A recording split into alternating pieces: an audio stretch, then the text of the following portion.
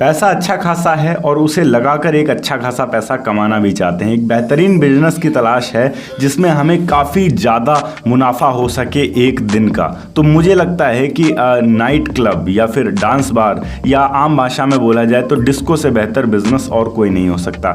हालांकि इसमें आपको जिम्मेदारियां भी काफ़ी बड़ी मिलती हैं। एक बड़ा स्टाफ बेस होता है जिसको आपको संभालना होता है। बार के अंदर लोग शराब भी पीते हैं, शराब पीने के बाद उनको मैनेज करना एक बहुत बड़ा टास्क होता है। उसके बाद पैसा भी आपका काफ़ी ज़्यादा लगेगा। इसमें काफ़ी सारे लाइसेंसेस के लिए आपको अप्लाई करना पड़ेगा, तो उसमें भी काफ़ी ज़्यादा समय लगता है। एक बार अगर आप इसे स्टार्ट कर लेते हैं तो प्रॉफिट भी काफ़ी ज़्यादा बड़ा होता है। फिलहाल आज की इस वीडियो में हम A to Z डिटेल्स जानने वाले हैं कि आप किस तरीके से एक डिस्को के बिजनेस को स्टार्ट कर सकते हैं, इसमें कितना प्रॉफिट आपको होने वाला है, कितना इन्वेस्टमेंट आपको करना पड़ेगा, कौन कौन से लाइसेंसेस लेने पड़ेंगे, ऐसी ही बहुत सारी चीजें। तो इस वीडियो को अंत तक जरूर देखिएगा। हेलो एंड वेलकम फ्रेंड्स, मेरा नाम है अनूप सिंह और आप देख रहे हैं आपका अपना YouTube channel. So let's get started. चलिए सबसे पहले हम यहाँ पर लाइसेंसेस की ही बात कर लेते हैं, क्योंकि इसी में लोगों का काफ़ी ज़्यादा कन्फ्यूज़न रहता है। लाइसेंस की अगर हम बात करें तो यहाँ आपका एक लाइसेंस या एक परमिशन से काम नहीं चल जाएगा। आपको कई सारे डॉक्यूमेंट्स रेडी करवाने होते हैं, जिनमें सबसे मुख्य है कि आपको सबसे पहले तो फूड लाइसेंस लेना पड़ेगा। इसके अतिरिक्त आपको पुलिस परमिट लेना होगा, फायर डिपार्टमेंट से परमिट लेना होगा, नियरेस्ट जो भी आपके रहते हैं आसपास सोसाइटी सर्टिफिकेट आपको लेना होगा कि नो ऑब्जेक्शन सर्टिफिकेट, उन्हें कोई ऑब्जेक्शन नहीं है, आप इस तरीके का बिजनेस उनके आसपास स्टार्ट कर रहे हैं।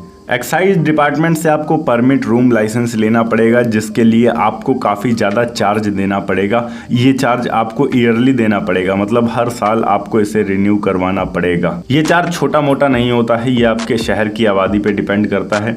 अगर आप किसी लखनऊ जैसे सिटी में इसे स्टार्ट करते हैं तो कम से कम 6 से 7 लाख रुपए तो आपका लगेगा ही लगेगा, फिक्स है। वो पूरी तरीके से आबादी पे डिपेंड करता है। जितनी अधिक आबादी होगी उतना अधिक पैसा लगेगा, जितनी कम आबादी होगी उसी हिसाब से कम लगेगा। और मिनिमम भी अगर हम जाएंगे तो 60,000 से नीचे कोई ऑप्शन नहीं रहता है आपके पास। तो अभी हम बात करते हैं एरिया हमारा कैसा होना चाहिए। तो एरिया यहाँ पर आपका पूरी तरीके से प्रीमियम होना चाहिए, इस बात का आपको ध्यान रखना है। एरिया ऐसा होना चाहिए जहाँ रात में भी सड़कें चलती फिरती हों।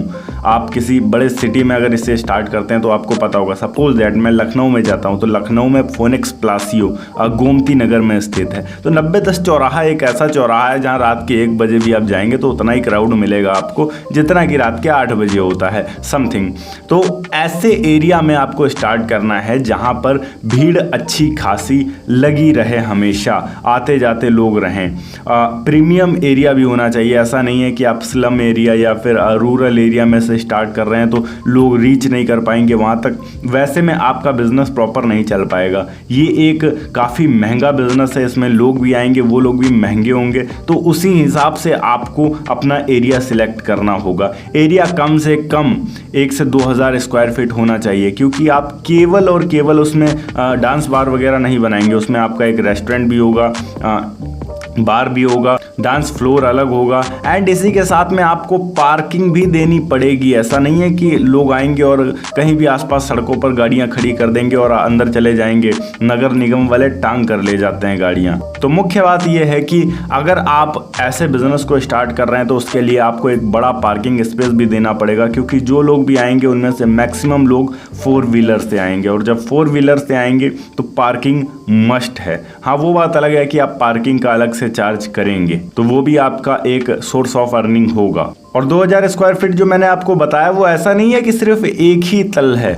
नीचे का जो तल होगा उसमें पार्किंग होगा, उसके ऊपर के तल में आप अपना बियर बार वगैरह और डांस क्लब वगैरह रख सकते हैं, वैसा मैंने बताया है। अगर आपको सब कुछ ग्राउंड फ्लोर पर ही रखना है तो वैसे में आपको कम से कम 4 से 5,000 स्क्वायर फीट एरिया भी लग सकता है। वो डिपेंड करता है कि आप कितना पैसा इन्वेस्ट कर रहे हो और कितना बड़ा डिस्को स्टार्ट कर रहे हो। देन एरिया में आपको एक चीज़ का और ख़ास ध्यान रखना है कि आपके आसपास 100 मीटर के एरिया में कोई भी मस्जिद, मंदिर, गुरुद्वारा, चर्च या इसके अतिरिक्त कोई भी स्कूल, कॉलेज, शिक्षण संस्थान वगैरह नहीं होना चाहिए। कोई भी शिक्षण संस्थान या धार्मिक संस्थान अगर आपके आसपास 100 मीटर के एरिया में है तो आपको लाइसेंस इशू नहीं होगा। देन अभी आपको अपने इंटीरियर पे खर्चा करना होगा। इंटीरियर बोले तो आपको एक रेस्टोरेंट प्रॉपर बनाना होगा, नीचे पार्किंग स्थल पूरा प्रॉपर बनाना होगा, अपना डीजे सेटअप लगाना होगा, लाइट्स लगानी होंगी।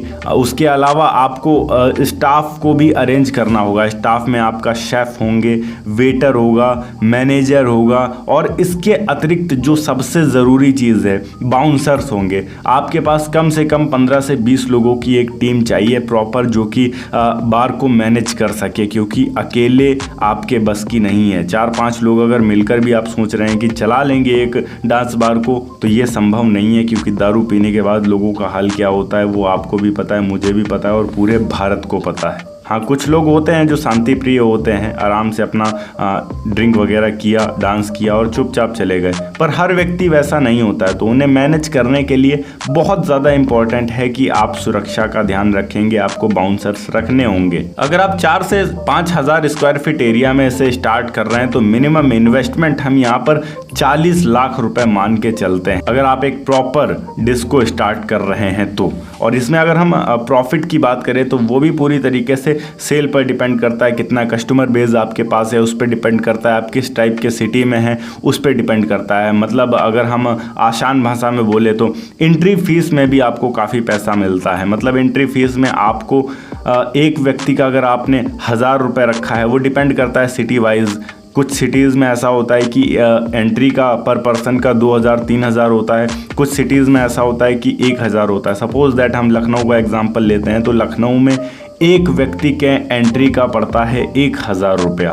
तो उस हिसाब से अगर उनके वहाँ केवल 50 लोग ही आए तो 50,000 ये हो गया। उसके अतिरिक्त वो गाड़ी अपनी पार्किंग करेंगे, उसका पैसा होगा, अंदर जाएंगे वो कुछ खाएंगे पिएंगे ड्रिंक करेंगे तो उसके पैसे होते हैं। तो उन सारी चीज़ों को अगर हम कैलकुलेट करते हैं तो आप आसानी से 70 से 80 हज़ार रुपये एक दिन का निकाल सकते हैं। पर एक चीज़ का आपको और ध्यान रखना है कि पूरे साल ये नहीं चल सकता है, आपको काफ़ी दिन अपने जो बिज़नेस है उसको बंद करके भी रखना पड़ता है। सपोज दैट इलेक्शन का टाइम आया तो इलेक्शन के टाइम पर आपको अपने बार को बंद करके रखना होता है। हाँ, रेस्टोरेंट वगैरह आप चला सकते हैं, पर जो ड्रिंक वगैरह है, मेन चीज़ है जो जिसके लिए लोग आते हैं आपके पास, वो आपको बंद करना होता है। तो वैसे में क्राउड काफ़ी ज़्यादा कम हो जाता है। तो क्राउड को इंक्रीज़ तभी किया जा सकता है जब ये सारी चीज़ें एक साथ चलती हैं। इसके अतिरिक्त भी काफ़ी सारा ऐसा समय आता है जब बंद करना होता है। अंबेडकर जयंती हो गया, 26 जनवरी हो गया, 15 अगस्त हो गया, या फिर और भी कोई नेशनल हॉलीडे होता है, तो उस दिन अगर आपको गवर्नमेंट से ऑर्डर मिलता है कि आपको इसे क्लोज रखना है तो आपको उस दिन क्लोज रखना होता है। सपोज दैट कि एक महीना बीच में ऐसा है जिसमें कोई भी हॉलीडे नहीं पड़ा, आपने हफ्ते के 7 दिन इसे स्टार्ट किया है, 4 हफ्ते हैं प्रॉपर, आपने लगभग 28 दिन तक अपने बार को ओपन रखा है। तो वैसे में कोई ज़रूरी नहीं है कि हर दिन आपकी सेल प्रॉपर ही रहेगी, बंदे प्रॉपर ही आएंगे, क्योंकि crowd mainly Saturday and Sunday को होता है, जब लोगों को अपने जॉब से छुट्टी मिलती है, लीव मिलती है, वीकेंड होता है, तब अधिकतर लोग एंजॉय करने के लिए बार्स में आते हैं। तो बाकी लगभग पूरा वीक ऐसा नहीं कह सकते हैं कि बहुत अच्छा चलने वाला रहता है। तो एक ऑन एन एवरेज अगर हम लेकर चले तो एक दिन का आपका जो सेल मान के रखते हैं एक ऑन एन एवरेज, तो वो रहता है आपका लगभग 50,000 रुपये मिनिमम। अब 50,000 में आपका 10% नेट प्रॉफिट मान के चलते हैं, सब कुछ निकालने के बाद आपका स्टाफ का खर्चा जितना भी है वो सारा, आपका लाइसेंस के लिए जो आप भर रहे हैं, रेंट के लिए आप जो दे रहे हैं, वो सब कुछ निकालने के बाद आपका नेट प्रॉफिट हम 10% मान के रखते हैं। तो ये आपके होते हैं 5,000 रुपये समथिंग। महीने का बनता है लगभग 1.5 लाख रुपये। तो ये पूरी तरीके से डिपेंड करता है किससे आप किस सिटी में स्टार्ट कर रहे हैं, आपका एरिया कैसा है। ओके गाइस, ये थी एक छोटी सी वीडियो की किस तरीके से आप अपना एक नाइट क्लब बिजनेस स्टार्ट कर सकते हैं। अगर वीडियो अच्छी लगी हो तो वीडियो को लाइक करके चैनल को सब्सक्राइब जरूर कर दीजिएगा। मैं मिलता हूँ आपको नेक्स्ट वीडियो में एक नए टॉपिक के साथ। तब तक के लिए जय हिंद, वंदे मातरम।